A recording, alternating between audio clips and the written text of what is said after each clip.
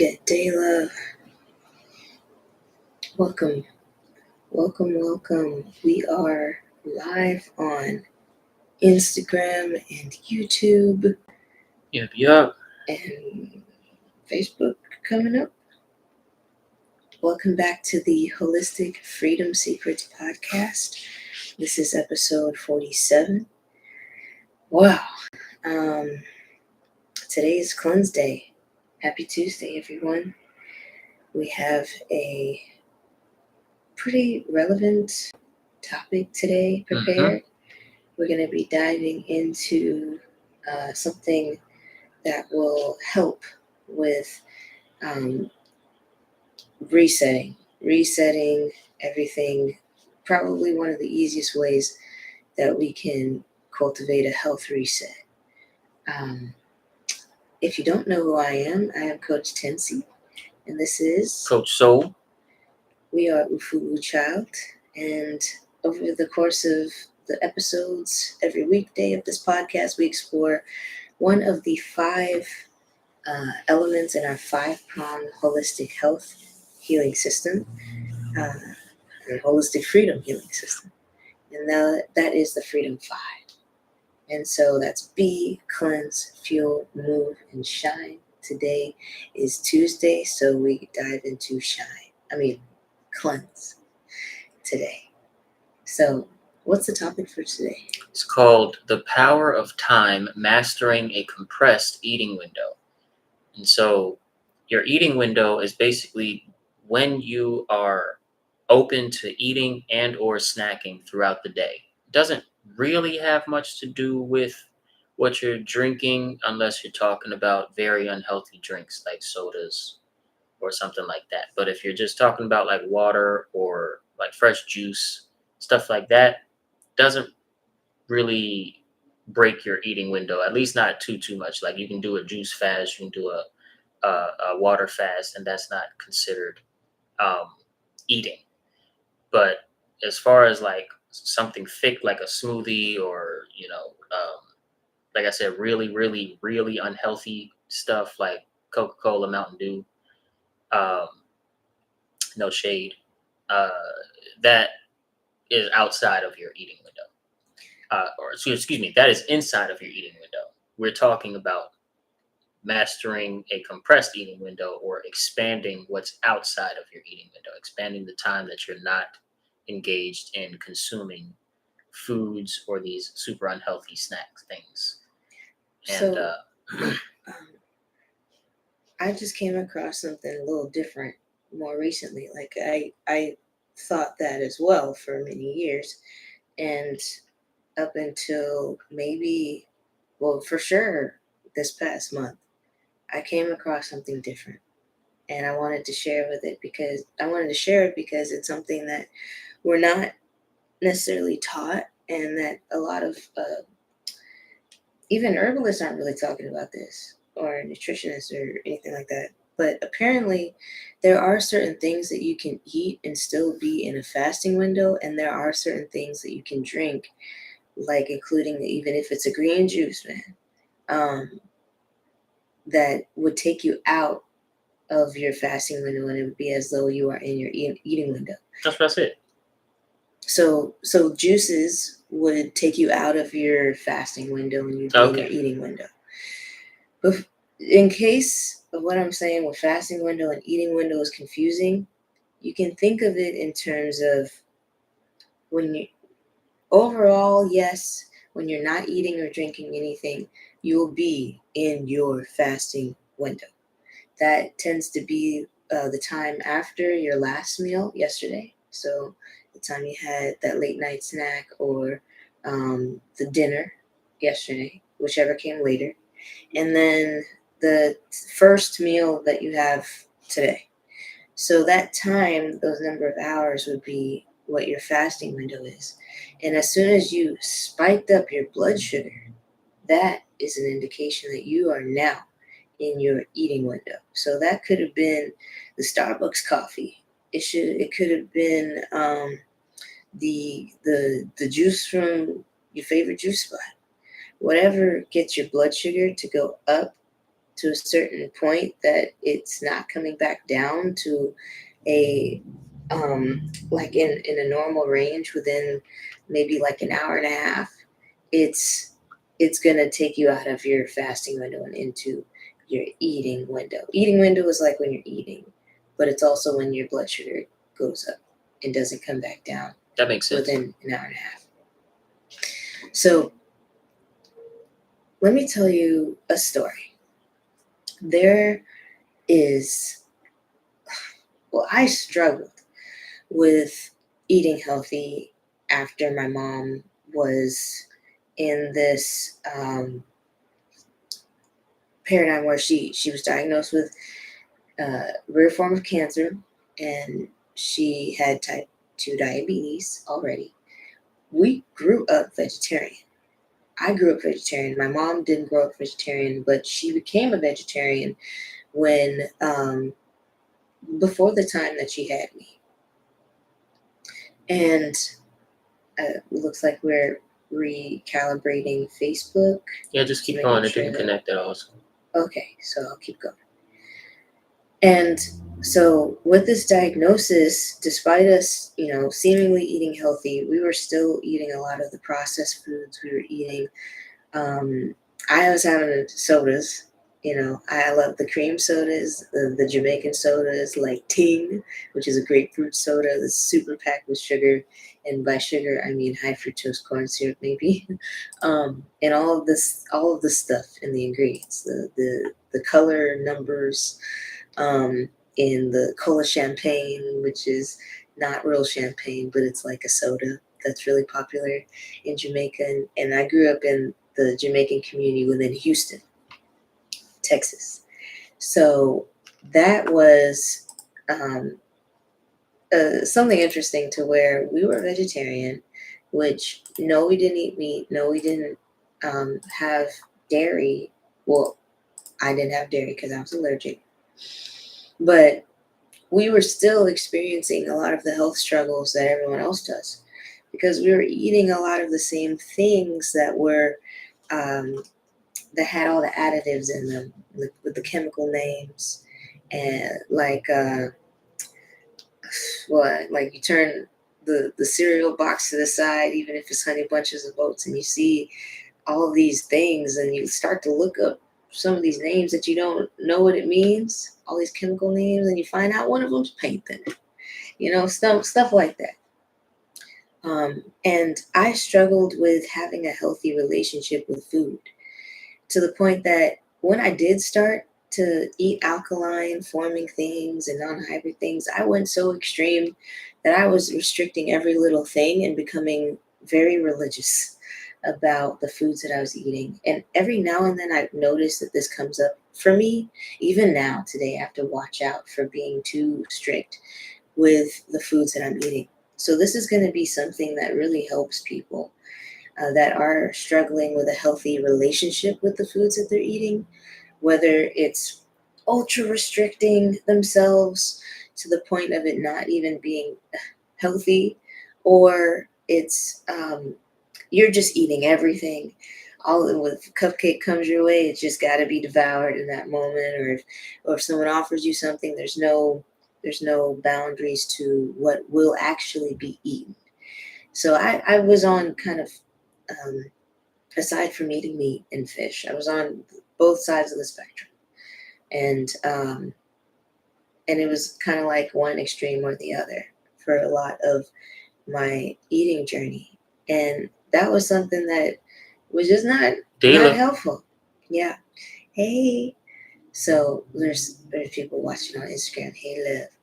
So one of the things that I started doing was just maybe spacing out the time between meals. Maybe if I gave myself time to digest between eating whatever I was eating, that would help. And it did. Like, I would notice I would start to have, my digestion was starting to regulate a little bit. Like, I was struggling in stuff that people don't talk about, like constipation and your skin was being clearing regular up. And yeah, the effects of digestion on skin and stuff like that, to the point that I started to notice that my body was recalibrating. Grand rising indeed. It is early in the morning, y'all. It's early in the day. So with just having some time between meals and not eating first thing when I got up, maybe I would drink some water first. That was making a difference. And then it wasn't until years later, it's almost 8 years into the journey now, 7 years and months, to where You I learned the just science behind learned why. why. And it's because that first thing that you eat in your new day, that's the thing that makes the most difference. And they say breakfast is the most important meal of the day. But that first thing that you eat might be in lunchtime. So it's a little deceiving, right? And it's why it matters so much is because it spikes the blood sugar. That was what I was learning. Like, I came across a video by Dr. Mindy Pelz this past month, y'all. And she was talking about how blood sugar was one of the biggest things that mattered, way more than calories. So there have been studies where people would be instructed, hey, there'd be this control group and this group that would do something different. And the control group would be the group of people in the study that, hey, they were told, eat anything that you want and just do that. No time restriction for anything. Just eat whenever you normally do, and that's fine. And the other group would be told, okay, you can eat anything that you want this first day, but in the next day, you're going to kind of alternate in days. So on one day, you're on eating whatever you want. The next day, don't eat anything. Okay, just drink water. Don't eat anything. And they were seeing, and then the next day, just to kind of give the pattern, it would be the next day they would eat whatever, and the day after that they wouldn't eat, and so on and so forth.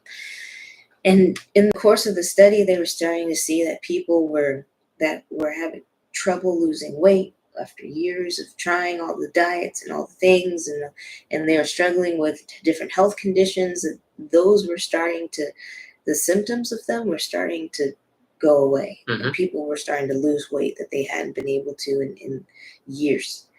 And we're talking tremendous amounts of pounds too. Yeah, this is men and women. And Dr. Mindy was talking about in her own clinical experience. She's a functional medicine doctor, which basically means that she looks at the root cause and she doesn't just take your symptoms and say, okay, take this drug. Exactly. It's not a pill for every ill in her clinic when she was practicing in a doctor's office. And while she was practicing, she had a client that came to her, and it was a guy, and he was saying that he was very much so overweight, like hundreds of pounds overweight, and he was what we would call morbidly obese, to the point that the doctors were saying basically that if he didn't make a change, he wasn't going to be living much longer. So he had all these health conditions as well, and he was very addicted to foods. And so one of the things that she's the author of the book that I've mentioned many times on this podcast, Fast Like a Girl. One of the things that she mentioned and recommended for him before he stopped drinking the 12 sodas a day and eating from fast food restaurants and all that, she didn't try and take any of that away from him. Instead, she took the strategy of telling him, hey, get a glucose monitor, continuous glucose monitor, or test your blood sugar, or get a glucose monitor that's just on all the time, and eat however you're eating, but I want you to condense your eating window. So that would mean that he started pushing his breakfast back an hour. Every week he would push his breakfast back an hour until he got to between the last thing that he ate the day before and the first thing that he ate this current day to be 13 hours. That was the goal. He wanted to make that time frame 13 hours. So, and that includes sleeping time, right? So that includes the time that he's asleep. So pushing breakfast back an hour or pushing dinner up an hour. We'll get to that. So every week he would either push breakfast back another hour or push dinner up another hour, however he got to it. But the goal was every week he was inching a little bit more towards 13 hours, including the time that he's sleeping. not eating or drinking anything that will get him out of his his fasting state. So the fasting window. So he started out, he was struggling to get to 8 hours. Well, he's struggling to get to 10 hours because maybe he slept 8 hours, right? And then he woke up and had the thing. And what they were noticing is over the course of weeks that it was starting to change him. Like he would start to not crave, he would start to like inquire about like healthier things and start to make healthier habit shifts on his own, because he would notice how bad he was feeling from eating the foods that he was eating, and he would see the real-time results of his blood sugar spiking from his continuous glucose monitor that would test his blood sugar like throughout the day automatically. And with just those two things alone, he started to also notice he was losing weight. And for women, you want to make sure that you're doing these fasts in your power phases. So that would be between day 1 and day 10 of your cycle, i.e. before you start ovulation, and the day 16-ish to day 13 of your cycle, right after ovulation ends, if you are cycling. If you're not cycling, just keep to the days and make it the new moon your day 1. Say if you're in perimenopause, postmenopause, or you just don't have a cycle. There you go. All right. He was losing weight that he ain't been able to lose in forever. And why is because every human being has 2 different metabolic systems that they need to tap into. Mm-hmm. And when we don't fast, we don't tap into one of the 2 ever. And one of them is the sugar burning system, and that's whenever we're eating. And the other system is the fat burning system. So that will get into all of the fat around your liver. With 18% of teens are experiencing fatty liver disease now. That will get into all of the fat and excess hormones from stress and trauma and whatever medical issues that you encountered throughout your life, that's stored in the muscles, between your organs, that's stored on your body that you can visibly see. And again, y'all, he didn't change what he was eating for a little while. So he got up to 13-hour fasting window, eventually up to 17 hours, not immediately. And this fasting window increase, or the compression of his eating window, led to big results in his weight loss journey, as well as his mindset around food and his relationship to food. So he still was drinking soda. He still was eating certain things at first. Eventually he did change all of that, but at first he was still doing those things, and the weight was coming off because he was changing not what he was eating, but when he was eating first. And he also was working with a practitioner, so he was able to take it in strides, and he had his glucose monitor. So, he had a couple tools, one of them being the functional health practitioner, the other being the glucose monitor, that kept him aware of all of the different changes. Real time. And so eventually he got to a point, I believe at first, where he just didn't buy sodas and bring them home anymore. Yeah. If he was drinking soda, it was just on the job, and then that was it. And he was out of the house. He stopped bringing sodas into the house. And so that eliminated it from the house. And then next natural step, he basically got rid of soda altogether, as he didn't crave it as much anymore, because his mind was changing with the real-time information from the fasting experience, as well as the glucose monitor telling him about his blood sugar level. So this is really powerful stuff. Yeah. And with this, like moving toward 13 hours fasting. If you're nursing or pregnant, you can't go past 15 hours fasting any given day ever. Okay. That's just to make sure that we're protecting the babies from getting all of the toxins that we're releasing. It's also going to be released in the breast milk, right?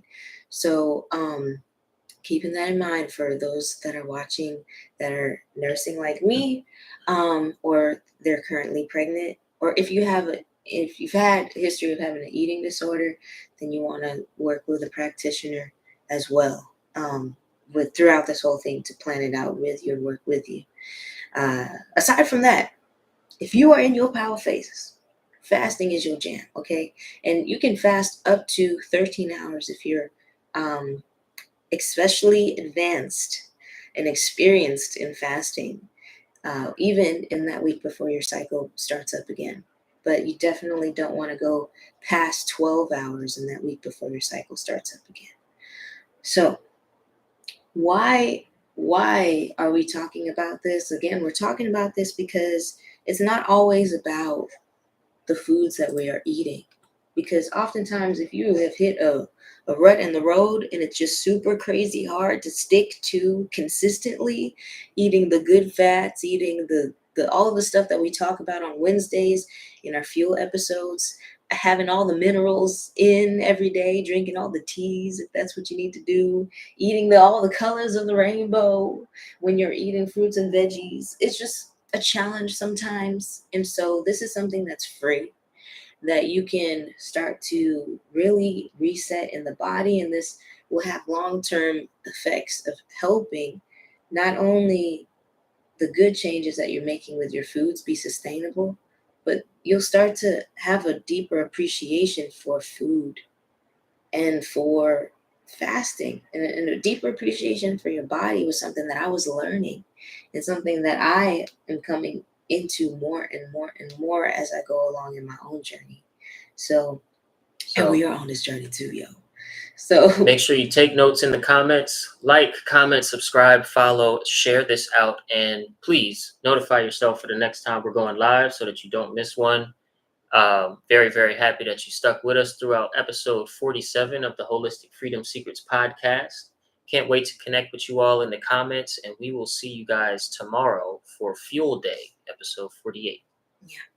Take care, loves. Can't wait to connect with you and see what you got.